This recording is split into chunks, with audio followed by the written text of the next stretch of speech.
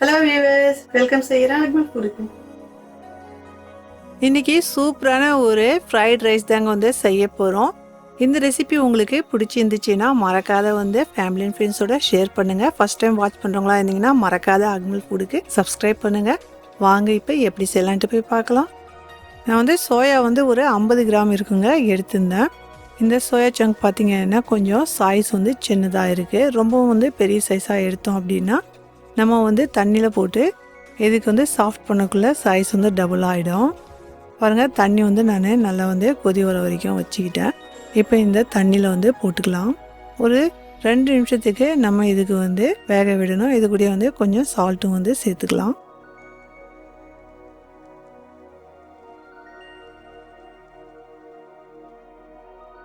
இப்போ 2 நிமிஷத்துக்கு நம்ம வேக விட்டாச்சு. இப்போ நம்ம அடுப்புக்கு ஆஃப் பண்ணிவிட்டு 2 நிமிஷம் நம்ம மூடி வச்சிடலாம். பாருங்கள், நல்லாவே இப்போ சாஃப்ட் ஆயிடுச்சு சோயா. இப்போ இந்த சோயா சங்குக்கு தண்ணி இல்லாத நம்ம வடிகட்டிக்கலாம். இப்போ இதில் நம்ம பச்சை தண்ணி போட்டு நல்லாவே ரிங்ஸ் பண்ணலாம். இந்த மாதிரி நம்ம ரிங்ஸ் பண்ணக்குள்ளே இதில் இருக்கிற சுமல் கொஞ்சம் ரெடியூஸ் ஆகும். எடுத்து நம்ம தண்ணி இல்லாத புழிஞ்சி வச்சுக்கலாம்.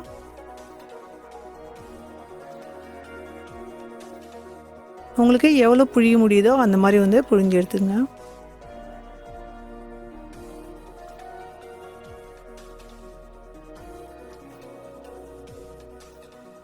இப்போ இதில் நம்ம மசாலா சேர்க்கலாம். இதுக்கு என்னென்ன மசாலான்ட்டு பார்க்கலாம். 1 டீஸ்பூன் மிளகாத்தூள், ஒரு 3/4 டீஸ்பூன் கரம் மசாலா தூள், 1/2 டீஸ்பூன் மிளகுத்தூள், 1/2 டீஸ்பூன் சோம்புத்தூள், 1/2 டீஸ்பூன் ஜீரகத்தூள், 1/4 டீஸ்பூன் மஞ்சத்தூள். இது எல்லாமே இதில் சேர்த்துக்கலாம். இதில் கோர்ன்ஃப்ளவர் எடுத்துருக்கிறேன். 1 டேபிள் ஸ்பூன் போட்டுக்கலாம். அதிகமாக போடாதீங்க. கொஞ்சமாக இதில் உப்பு சேர்த்துக்கலாம்.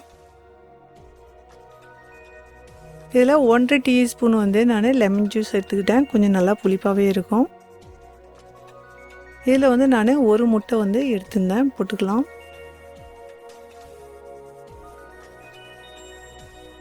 இதுக்கு நல்லெண்ணெய் கையால் மிக்ஸ் பண்ணி விட்டுக்கலாம். இது பார்த்திங்கன்னா நம்ம மிக்ஸ் பண்ணிவிட்டு ஒரு 5 நிமிஷத்துக்கு இதுக்கு ரெஸ்ட் பண்ண விட்டுடலாம்.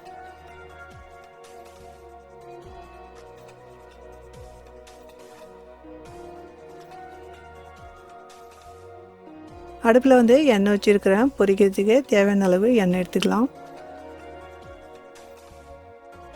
இப்போ நம்ம ஒன்று ஒன்றா இதில் போட்டுக்கலாம்.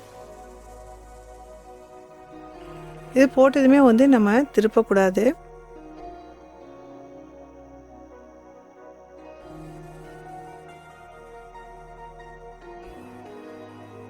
நம்ம இது மீடியம் ஃப்ளேமில் வச்சு இதுக்கு நல்லா 2 பக்கமும் கோல்டன் ப்ரௌன் வர வரைக்கும் வறுத்து எடுக்கலாம்.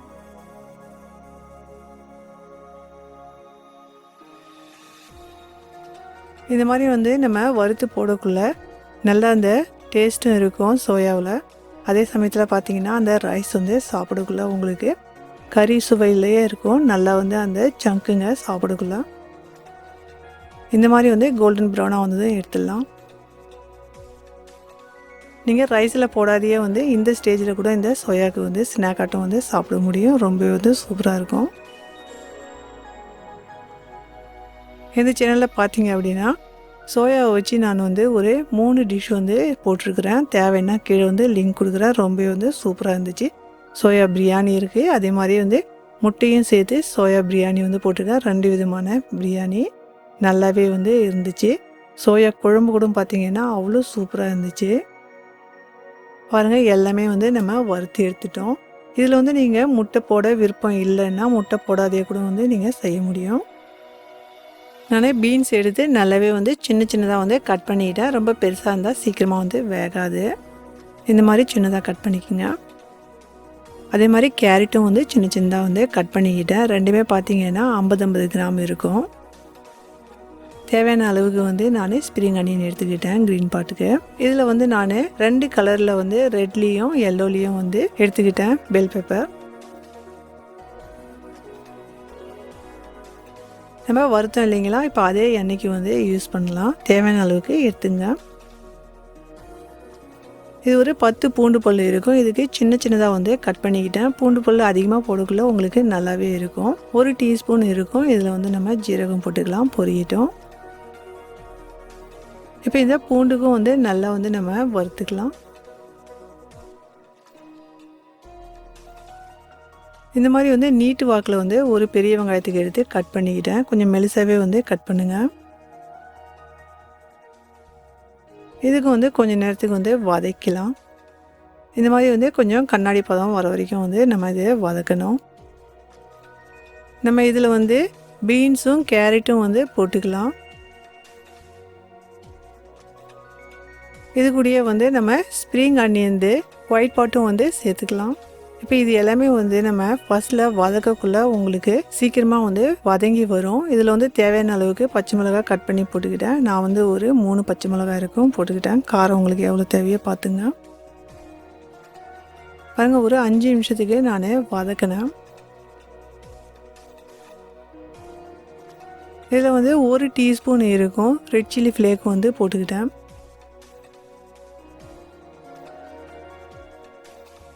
இப்போ இந்த பெல் பெப்பர் வந்து நம்ம சேர்த்துக்கலாம். இது ஒரு 50 கிராம் இருக்கும். இது வந்து ஃப்ரோசன்து பச்சை பட்டாணி. உங்களுக்கு வந்து பச்சை பட்டாணி வந்து ஃப்ரோசன்து இல்லை அப்படின்னா நீங்கள் வந்து வேக வச்சு வந்து போட்டுங்க. கொஞ்சமாக வந்து இதில் கரியாண்டர் லீஃப் வந்து போட்டுக்கலாம். இந்த க்ரீன் பாட்டு நம்ம ஸ்ப்ரிங் ஆனியன் கொஞ்சம் இதில் போட்டுட்டு நம்ம வச்சுருக்கோம். பாருங்கள், இப்போ எல்லாமே வந்து கொஞ்சம் வதங்கி வந்துடுச்சு. இதெல்லாம் பார்த்தீங்கன்னா மொத்தத்துக்கு ஒரு 8 நிமிஷம் இருக்கும். நான் நல்லா வதக்கிட்டேன் எல்லாமே. இதில் வந்து சோயா சாஸ் வந்து நான் 1 டீஸ்பூன் வந்து போட்டுக்கிட்டேன்.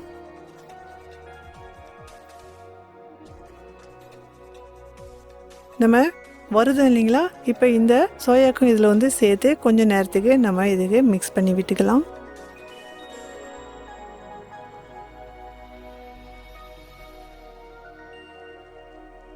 இந்த ரைஸ் வந்து எப்படி வந்து உதிரி உதிரியாக வந்து செய்யத்துன்ட்டு தேவைன்னா வீடியோ வந்து கீழே லிங்க் கொடுக்குறேன், பார்த்துங்க. நான் வந்து ஒரு 4 பேர் வந்து சாப்பிட்ற அளவுக்கு வந்து எடுத்துக்கிட்டேன் ரைஸு. இதில் வந்து ஸ்ப்ரிங் அனியனும் வந்து போட்டுக்கலாம். கொஞ்சமாக வந்து நம்ம கரியாண்டர் லீஃப் வந்து போட்டுக்கலாம். ஸ்ப்ரிங் அனியன் இல்லை அப்படின்னா நீங்கள் அது வந்து ஸ்கிப் பண்ண முடியும். இந்த மாதிரி வந்து நம்ம 2 கரண்டி வச்சு இதுக்கு நல்லா மிக்ஸ் பண்ணக்குள்ள அந்த சாதம் வந்து உடையாது. இந்த சோயா சங்க் பார்த்தீங்கன்னா உங்களுக்கு நல்ல கறி சுவையில் இருக்கிற மாதிரியே இருக்குங்க. இதில் வந்து வினிகர் வந்து 1 டீஸ்பூன் வந்து சேர்த்துக்கலாம். இந்த சோயா சோஸு அதே மாதிரி வந்து வினிகர் இது எல்லாமே வந்து போடக்குள்ள தான் வந்து இந்த ரைஸுக்கு நல்லா இருக்கும். அதை பார்த்துங்க. இப்போ இது ரெடி ஆயிடுச்சு. நம்ம டிஷ் அவுட் பண்ணலாம். நல்ல ரெசிபி வந்து எந்த சேனலில் வந்து இருக்குங்க. நீங்கள் என்ஜாய் பண்ணணும் அப்படின்னு நினச்சிங்க அப்படின்னா அக்மல் ஃபுட்டுக்கு வந்து சப்ஸ்கிரைப் பண்ணுங்கள். அக்மல் ஃபுட்டுக்கு போயிட்டு விசிட் பண்ணுங்கள். ரொம்ப நல்ல ரெசிபிங்க எல்லாமே இருக்குது. இந்த சேனல் வந்து பிடிச்சிருந்துச்சுன்னா மறக்காத வந்து அக்மல் ஃபுட்டுக்கு சப்ஸ்கிரைப் பண்ணுங்கள். உங்கள் ஃபேமிலி ஃப்ரெண்ட்ஸோடையும் வந்து ஷேர் பண்ணுங்கள். அதிகமாக வந்து சப்போர்ட் பண்ணுங்கள். இந்த சேனலில் பார்த்தீங்க அப்படின்னா உங்களுக்கு தேவையான நல்ல நல்ல ரெசிபிங்களுடைய லிங்க் வந்து உங்களுக்கு பிளேலிஸ்ட் ஆட்டும் கீழே வந்து கொடுக்குறேன். தேவை அப்படின்னா பார்த்துக்குங்க. இந்த சேனலில் பார்த்தீங்கன்னா வெஜிடேரியன் குழம்பு வகைங்க ரொம்பவே வந்து சூப்பரான டேஸ்ட்டில் இருந்துச்சுங்க. அதே மாதிரி சைட் டிஷ் கூட வந்து அவ்வளோ நல்லா இருந்துச்சுங்க. தேவைன்னா போய் விசிட் பண்ணி பாருங்கள். Enjoy food.